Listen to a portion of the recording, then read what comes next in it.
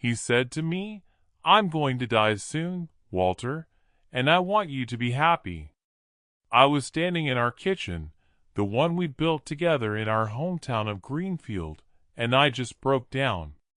My husband, John, he just held me and said it's okay. I've lived a good life. I'm Walter, 78 years old, and I'm here to share a story with you that I hope will teach you one important lesson, that love is about letting go. I'm not sure I learned this lesson in time, but I hope you will. It was the summer of 1975, and John and I had just moved to Greenfield. We were young and in love, and we had big dreams. We bought a small house on the outskirts of town and started fixing it up. We spent our days working on the house and our nights exploring the town.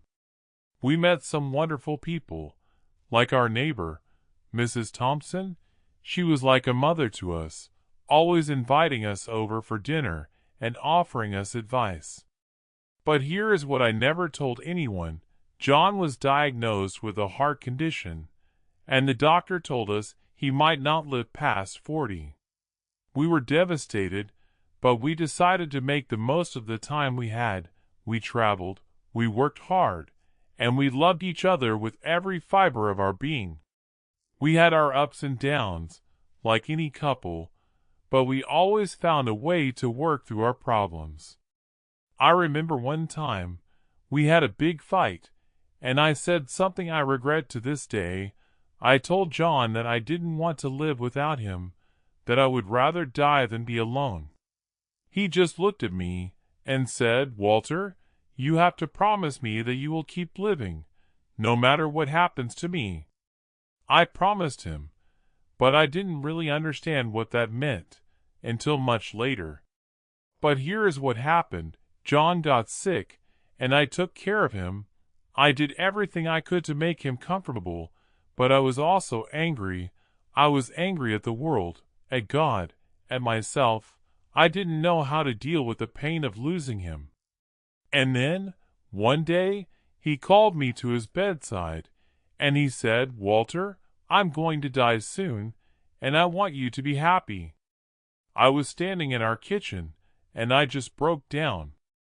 I realized, in that moment, that John was giving me a gift. He was giving me permission to live, to be happy, to find love again. But I was too blind, too caught up in my own grief, to see it.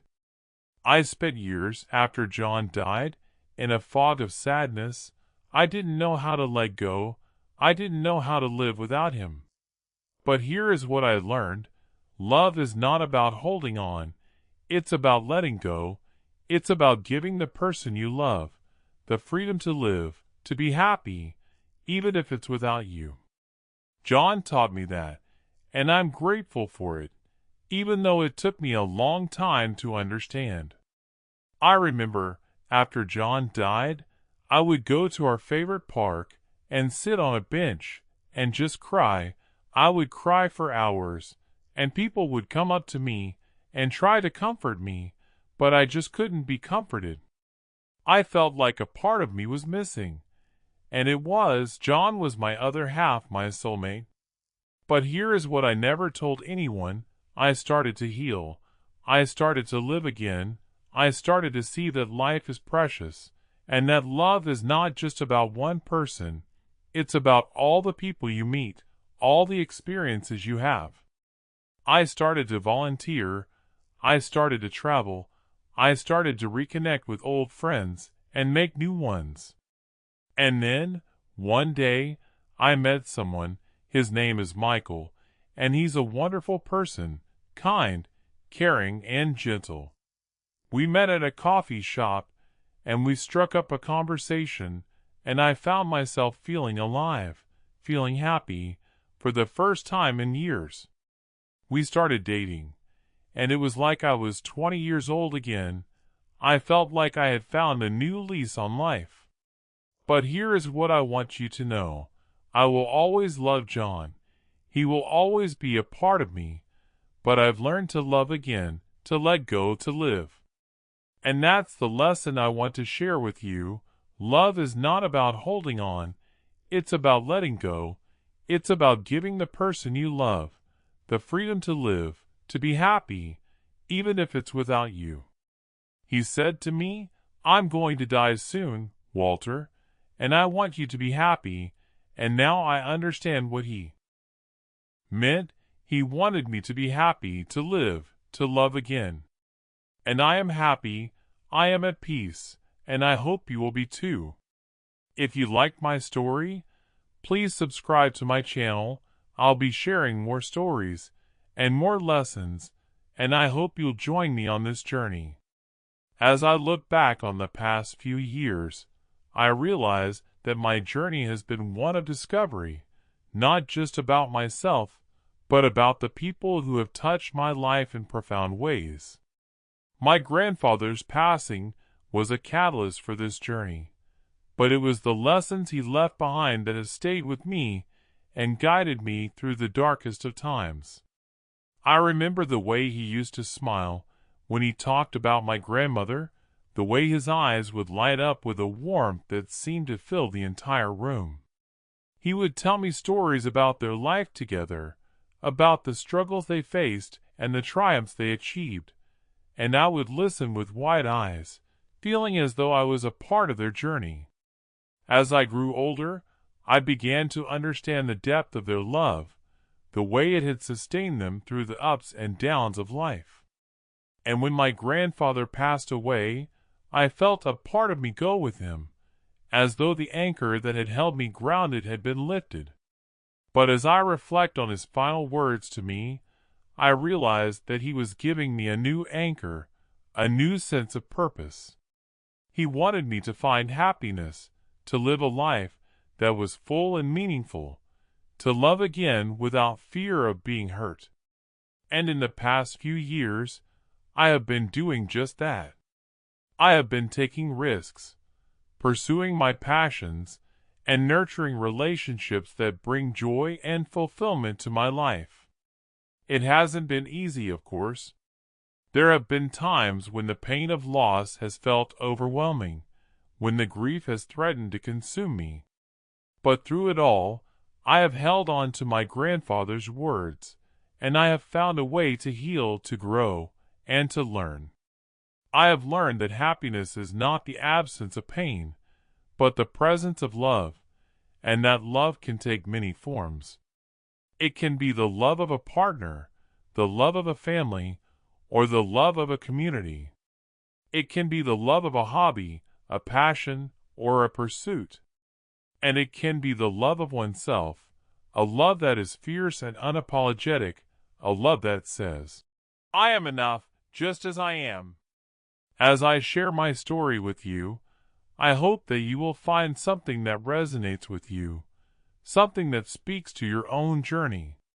I hope that you will find the courage to pursue your passions, to take risks, and to love without fear of being hurt. And I hope that you will remember that you are not alone, that there are people who care about you, who want to support you, and who want to help you through the tough times. My grandfather may be gone, but his legacy lives on in me, and I hope that it will live on in you as well. So let us continue on this journey together, let us support each other, and let us find happiness, peace, and love along the way. As I reflect on my grandfather's life and the lessons he taught me, I am reminded of the power of resilience and the importance of human connection. He showed me that even in the darkest moments, there is always hope, always a way forward. And it's this hope that I want to share with you, that I want to inspire in you, as we navigate the ups and downs of life together. You see, my grandfather's story is not just about him, it's about all of us. It's about the struggles we face, the triumphs we achieve, and the love we share with one another. It's about the impact we can have on each other's lives, the difference we can make in the world around us. And it's about the legacy we leave behind, the memories we create, and the love we give.